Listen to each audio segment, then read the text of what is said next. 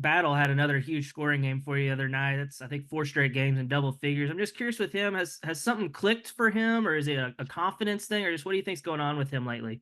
I mean, he's just he's a player that's in a groove right now. He's got great confidence. Guys have done a good job getting him the ball. We've tried to add some sets to get him some different looks, and he's playing at a really really high level right now, and put together some great games from an offensive standpoint. And we certainly need him to continue to be offensively aggressive. And we've seen Brazil the last couple of games. I'm wondering if you have any update on Graham and Minifield as well.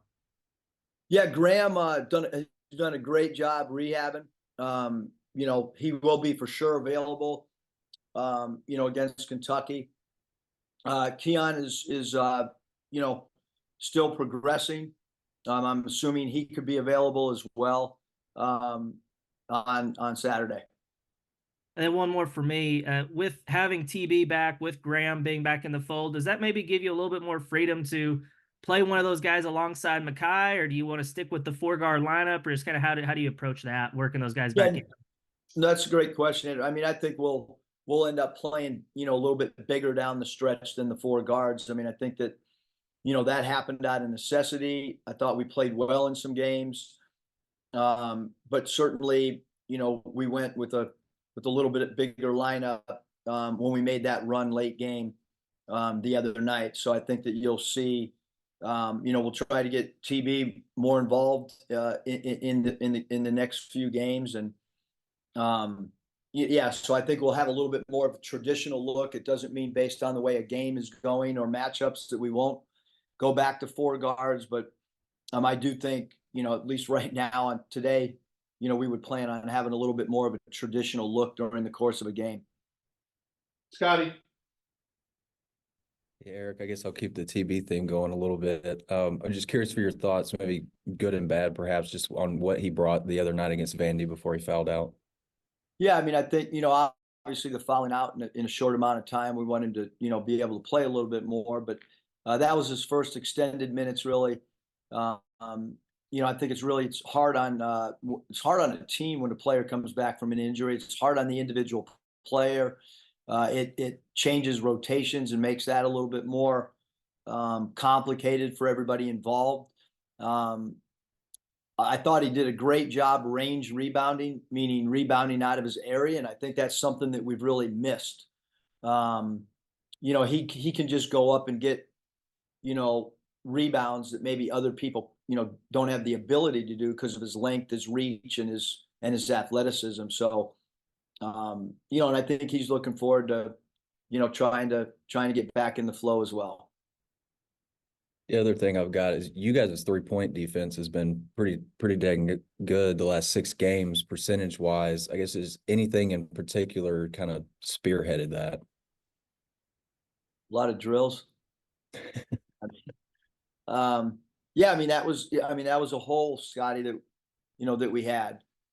We know that it was one of our weaknesses, and we've done a really good job of fixing that. And then obviously we still have other areas that we've got to continue to fix, and can't plug one hole and then find another hole. So, trying to play more consistent basketball is, both individually and collectively continues to be something that we want to do moving forward. Bob. Eric, I guess I'll keep the Trevin train going here. He did have some big baskets there for you late, that big 3, and just how do you think he played overall, and maybe what do you anticipate him being able to maybe take another step forward on Saturday, even though obviously it's against Kentucky and Rupp Arena? Yeah, I mean, I thought he played really well, Bob. I mean, look at what he did against Duke. He was able to make threes and rebound the ball at a high level, and certainly, we did not have him, last time we played Kentucky, and I mean, he's also a player that's, I mean, he's only really, he got, 1 extended minutes, meaning last game. So he's still working his way into shape. He's still working his way into rhythm. He's still, all those things are still a work in progress. He's obviously a talented guy, and he's got size, and he was, first team all conference preseason for a reason. Just what do you think he can bring to the table, even coming back off an injury and maybe still working some rust off? Yeah, like I mentioned, I think he can add offensive rebounding to our team, which is an area that we've lacked. So yeah, offensive rebounding. I think he can be a perimeter threat for us with three. He's got the ability to tip dunk. He can run the floor and get some, easy baskets, hopefully in transition based on uh, his ability to run. And then defensively, we've been a really good shot blocking team all year, with the exception maybe of a few games in like last game. But he can add shot blocking um, to us as well from a defensive standpoint. And he's one of our better defensive rebounders. He's obviously dealt with the injury, coming back from the rehab and then the ankle and then the knee soreness again. Just how do you think he's handled everything? Just how would you sum up his season so far? Yeah, I mean, I think much like the entire team, we've had some good moments and we've had some moments that we'd like to get better. And certainly when a player goes out with an injury, that can, I mean, he rehabbed really hard all year, and then he goes out for. Nobody wants to be out in the middle of the year. That's a hard thing to regain your flow, especially this late in the season. And then you're 2-0 in Rupp Arena as a coach. I can't believe I haven't researched it, but there can't be too many guys that started 2-0 in Rupp Arena. I know it's a different year, different season, different rosters, all that stuff. But the fact you've had success there, Devo's, was part of those 2 wins. And Kentucky has lost some home games. I know they're loaded for Bear, but um, the fact you've had success there, and they've, Calipari, I think, said they've actually played better on the road this year. I don't know if Alabama would agree with that, but just what do you think about being 2-0 there, and the fact that maybe they've been a little vulnerable at home this year. Well, first of all, Coach Cal in Kentucky, wherever they're playing, I mean, they're a national championship contending team this year. What those two teams did in the past is they went in there with confidence, they went in there with toughness, they went in there with grit, they went in there with belief. So hopefully our team, this year's team, can carry some of those characteristics into the game. If you don't have those characteristics, it's going to be hard to win in Rupp. But certainly, going into those games, that was how those 40 minutes unfolded in the games that we were able to have success there. But as we've mentioned, every team, every season, every game, new identities are created, and the game takes on themes of themselves. So I don't really think that our winning 2 games there, I don't really think that has any true impact, Bob, on this particular game. Okay, I got a couple more if time allows. I'll turn back to Mike. Thanks. And you're killing my angle. Jackson? Hey, Mus, just wondering, you guys are obviously, you're just 1 game out of that position to avoid the first day in the SEC tournament. Has that been something discussed at all with the guys, or is that, can't really think about that at this point? I mean, I think you discuss the state of where you are, based on where your team is mentally, and at some points we have discussed it, and other points there's been no reason, because we have 3 games left, and the biggest theme is how do you compete, give yourself a chance to win the next game on your schedule. And then if you do that, good things kind of happen, Jackson. So in our mind, it's how do we get ready for Kentucky? We can't control what other teams do in the league. Obviously, we have a very difficult schedule the last 3 games. I mean, playing at Kentucky, playing at Alabama, and LSU at home, a team that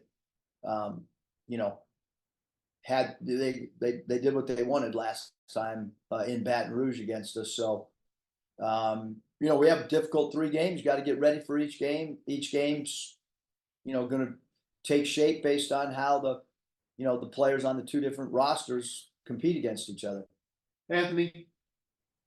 Yeah, Kentucky's offense has been really clicking over the past couple games, over 90 points in both. How do you kind of, I guess, prepare for a team that's clicking on that level, and how do you, I guess, how have you assessed what they've looked like over the past couple games?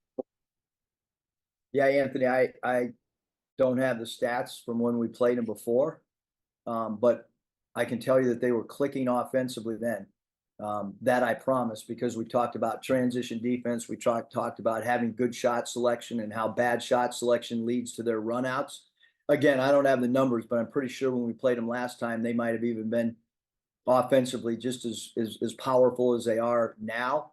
Because I vividly remember and have our practice plans sitting on my desk, and transition defense, shot selection, not turning the ball over that leads to their easy baskets, all a big part.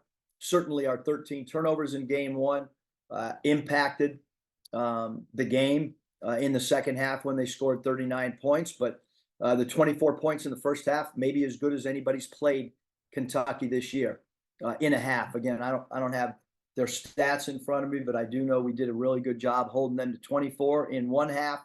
63 points is probably one of their lower scoring games that they've had this year. So yeah, their transition offense is lethal, and they have great 3-point shooting. They stretch the floor out really well. They have a lot of individual tough matchups. Wagner and Reeves in the backcourt. Obviously, Dillingham, one of the most talented players in the country and a high draft pick, did not play against us last game. He really adds to their transition game. And Shepard is as good a transition scorer as there is in the country as well. So a lot of areas that we've got to do a good job in transition. All right, Bob, one final question. Eric, following up on Anthony's question, yeah, 63 points. That was our second lowest total. They scored 6-2 against South Carolina. What did y'all do so well in that game? And I know Cal's, I'm sure, plotting to not have that happen again, but fundamentally, what can you take from that game and carry it over into this one on the defensive end? Yeah, I mean, I think a lot of your defensive stuff has to do with what you do offensively. We did a pretty good job rebounding the ball in that particular game. I thought we could have played better defense if we wouldn't have turned the ball over 13 times. I thought our 13 turnovers hurt. You can't turn the ball over on the road. And we did a really good job, Bob, in that game of protecting the rim. I think we had 9 block shots in that particular game. So that helped us, do a fairly decent job on the perimeter defensively in the first half. I think they only made 2 threes in the first half, and then in the second half, when they did score, we did a poor job defending their 3. I think they were 7 of 11 in the second half from 3. So got to get back, got to declare the ball, got to keep the ball in front of you. It all starts with your own shot selection. If you miss shots, the other team's gonna have an opportunity to get out in transition. So shot making becomes important, which hopefully we can make some shots, and that'll help our transition defense.